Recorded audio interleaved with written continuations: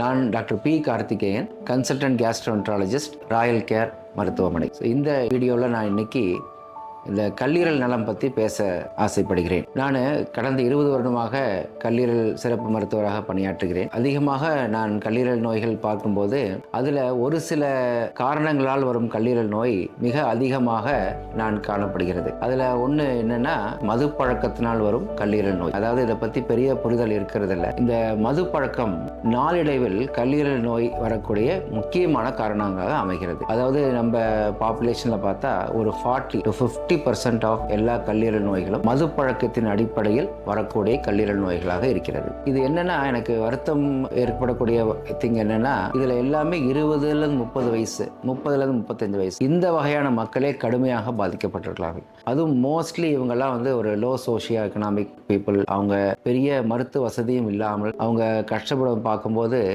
நமக்கே மனசு ரொம்ப இதாக இருக்கிறது. மது பழக்கம் கல்லீரலை நாளடைவில் கம்ப்ளீட்டாக அழற்சி, சிரோசிஸ் என்ற ஒரு நிலையை எட்டுகிறது. இது 5 முதல் 8 வருடம் மது பழக்கம் இருந்தால் கல்லீரல் கொஞ்சம் கொஞ்சமாக சுருக்கம் ஏற்பட்டு லிவர் சிரோசிஸாக காணப்படுகிறது. லிவர் சிரோசிஸ் என்ன அறிகுறி இருக்கும் அப்படின்னு கேட்டீங்கன்னா, டயர்ட்னஸ் வரும், பசியின்மை ஏற்படலாம், கால் வீக்கம் ஏற்படலாம், மஞ்சக்காமலை ஏற்படலாம், தூக்கமின்மை ஏற்படலாம். இதெல்லாம் காமன் சிம்டம். இரத்த வாந்தி இது எதனால் ஏற்படுதுன்னா கல்லீரல் சிரோசிஸ்னால இந்த உணவு குழாய் சுற்றி இருக்க இரத்த நாளங்கள் பெரிதாக வளர்ந்து வெடித்து அது இரத்த வாந்தியாக வெளிப்படும். இதுக்கு அடுத்தது என்னன்னா மயக்க நிலை, ஹெப்பாட்டிக் என்கெஃபலோபதின்னு சொல்லுவாங்க. அது அமோனியா அளவு ரத்தத்தில் ரொம்ப அதிகமாகி அது மூளையை பாதித்து ஹெப்பாட்டிக் என்கெஃபலோபதியாக வெளிப்படும். நல்லா இருந்த பேஷண்ட் ஸ்லோவாக கொஞ்சம் கொஞ்சமாக ட்ரௌசி ஆகி, அதாவது மயக்க நிலையில் வருவாங்க ஹாஸ்பிட்டலுக்கு. ஸோ இது ரெண்டுமே உயிருக்கு ஆபத்தான விஷயங்கள். இதெல்லாம் இந்த கல்லீரல் பாதிப்பு உள்ளானால் இந்த மாதிரி வெளிப்படும். ஸோ இதுக்கு என்ன தீர்வு அப்படின்னா,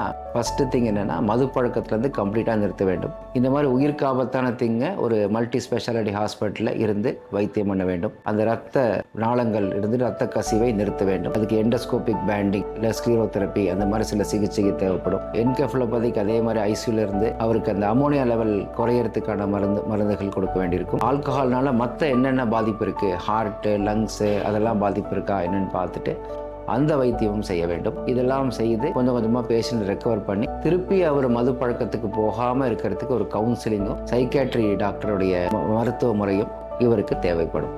ஸோ இதெல்லாம் செய்தால் இந்த மது பழக்கத்தினால் ஏற்பட்ட கல்லீரல் நோயை சிகிச்சை அளிக்க முடியும். இதுக்கு 2 விஷயம் வேணும். ஒன்று, அவங்க ஃபேமிலியோடைய கம்ப்ளீட் சப்போர்ட் வேணும்.